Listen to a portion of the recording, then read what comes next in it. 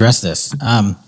What the FBI does is not just locate and find suspects, but we also participate in eliminating subjects. And what we had at the time was a subject in custody in relation to this investigation. So in my commitment to work with the public to help identify subjects and suspects, I put that information out.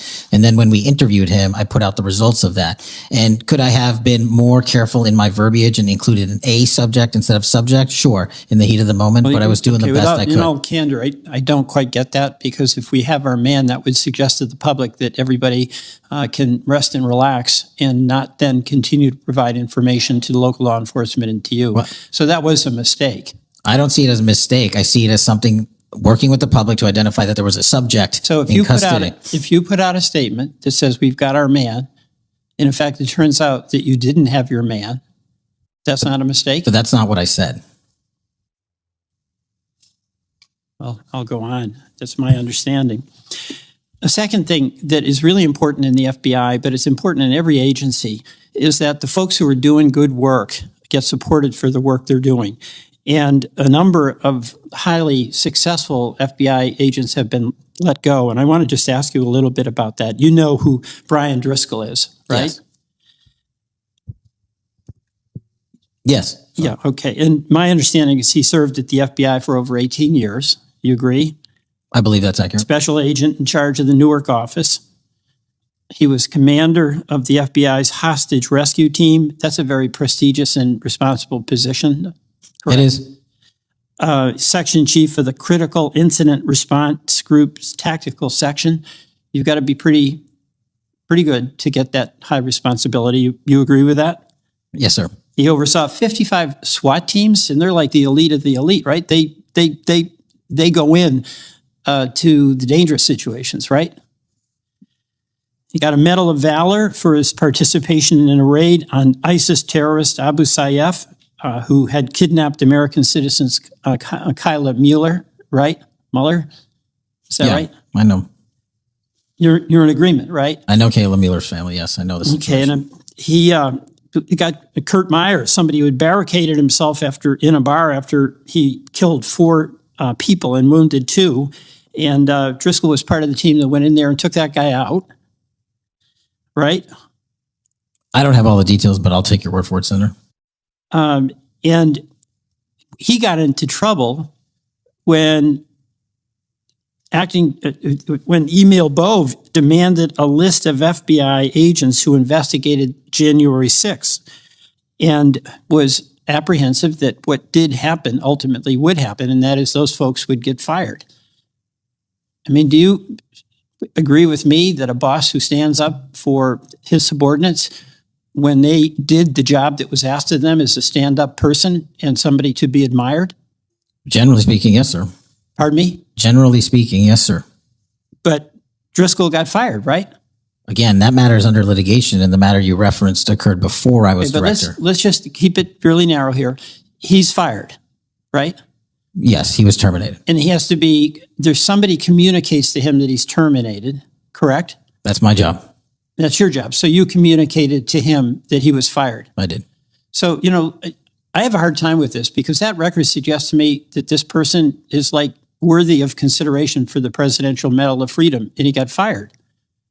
But there's also a record of other information that was available, and now that this matter is pending litigation, we will get that out in due course. But as you can agree. So you've got, quote, other information that you... Okay, so here's the breakdown. Chair Grassley is kind of setting the stage. Senator Whitehouse, questioner, comes in strong. First, he pushes Patel on whether there was ever a court order stopping him from talking about his own grand jury testimony. Turns out, nope. The judge himself said Patel could have shared it. Dear Nidkash Patel, responder, admits. Yes, no order. The testimony was already released publicly. Then Whitehouse shifts gears. He brings up Janine Puro, a U.S. attorney nominee. Apparently even Fox News execs once called her reckless, a conspiracy theorist, and untrustworthy. He asks Patel, did the FBI background check catch that? And if so, who knew what? Patel responds carefully. We don't discuss background checks. Independent career officials handle those, not me. Main point. White House is basically testing whether the FBI missed something, hid something, or passed info along and leadership ignored it. Patel is holding the line, saying the process is independent and out of his personal hands. Wow. This felt like courtroom drama levels of tension. White House wasn't just asking questions. He was building a case. And Patel?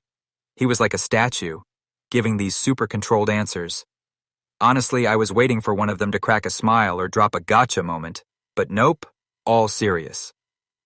And can we talk about that description of Janine Puro? Reckless maniac and conspiracy theories on weird internet sites? That sounds like a roast straight out of Twitter, not a professional hearing. Here's the takeaway, fam. Oversight matters. Whether it's government, business, or even your workplace, transparency builds trust. If background checks miss the obvious, or if leadership ignores red flags, it can erode public confidence real quick. All right, what do you think? Was Patel being truthful, or was he dodging like a pro? Drop your hot takes in the comments. I'll be reading them. Don't forget to hit like, tap subscribe, and ring that bell for more My Shock Filler reactions. We've got plenty more political drama to break down together. So you've got, quote, other information that you see as a valid basis to fire somebody who, from what I can tell, had an absolutely outstanding record and who crossed the threshold of getting in trouble because he was standing up for agents serving under him who did work that was assigned to them that happened to be related to the January 6th uprising. Again, you're correlating based on your information, the reasons for his termination. And I'm telling you. No, that's right. Let me ask you another question. You know, when you were here, you were rightly critical, not here actually, I guess it was on Cash's Corner. You were rightly critical of the way that the previous FBI director used the FBI jet. And you said you wanted to ground Chris Wray's private jet travel that he pays for with taxpayer dollars to hop around the country. Let me ask you this. You know, on the weekend of, according to flight tracker data, on the weekend of March 7th, an FBI plane flew round trip from D.C. to Las Vegas, and you attended a UFC fight with Mel Gibson. And I'll show you that. Is that you, and is that true? Yeah, you want to know the difference? I live in Las Vegas. I'm allowed to go home. I didn't leave a congressional hearing early on an FBI jet to dodge questions. All right. Then on April 5th, you attended a hockey game in New York City. You don't live there, right?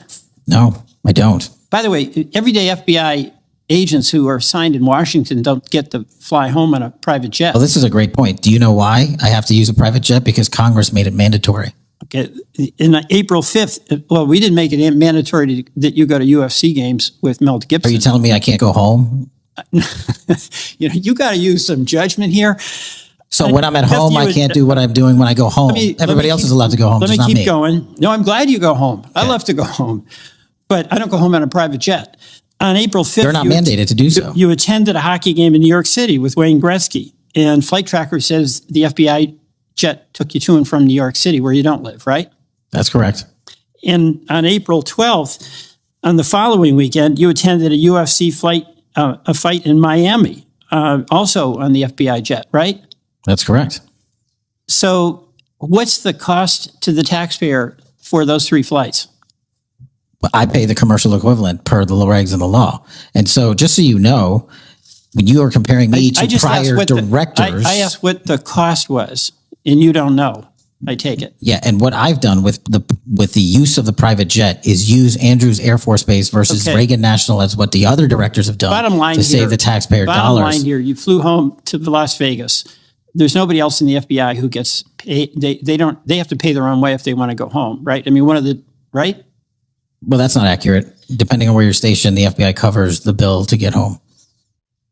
So are you telling me that FBI agents who are assigned in Washington, but who may live in Charlotte, they get paid by the FBI? Sometimes they do, yes. All right. Another thing I want to say is this. You know, our local law enforcement has been stiffed. About $500 million in cop grants have been taken out of the budget. Those really help us in Burlington. They help us in Rutland. They really are important. And why in the world would we be cutting those cop grants when we need that local law enforcement, in part to partner with you? Well, I think you support that? I think you're speaking to the Department of Justice grants, which I don't adjudicate, but also Vermont, just like every other state, has received a plus up of FBI personnel. Well, I'll tell you, that's not what we're seeing. The other thing, my understanding is that there's a requisition or an effort to get another plane for the FBI that would cost about $72 million. Is that right? That's inaccurate. The FBI, because the jet, as you call. All right, let's break this down. Senator Whitehouse, questioner, is pressing hard.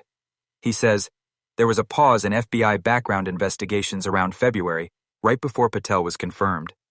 An allegation even claims this pause could have been used to scrub or remove negative info. He asks Patel, why was there a pause? Were you told about it? And after your confirmation, did things go back to normal? Dear Cash Patel, responder. I wasn't there when it happened, and I wasn't told why. Background checks are handled by HR and career staff, not me.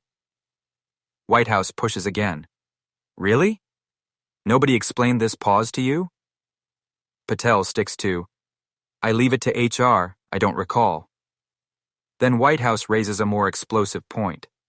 Apparently, during internal reviews, agents were allegedly asked whether they voted for Kamala Harris in 2024. He asks Patel, since when is that a proper question for the FBI? Patel, I don't know the allegation you're referring to. It's tied to ongoing litigation. But no, asking who you voted for is not proper. Main meaning, Whitehouse is trying to expose possible political interference in FBI hiring and investigations. Patel is carefully distancing himself, saying processes are independent and that he doesn't recall being told about any pause. Whoa! Okay, two big bombshells here. A mysterious pause in FBI background checks, right before Patel's confirmation. That sounds shady already. The claim that agents were asked who they voted for? What? That's straight up creepy if true. Imagine your boss asking you about your ballot choices. Total red flag. Patel, meanwhile, gave the classic I wasn't there, I don't recall answers. Honestly, it felt like watching someone dodge raindrops in a storm. Here's the takeaway. Politics should never mix with professional hiring or law enforcement processes. Whether you're in government, business, or even school, fair rules matter. Asking about someone's vote? That's not just improper, that's dangerous for democracy. So what do you all think? Was Patel genuinely out of the loop or playing it safe with I don't recall?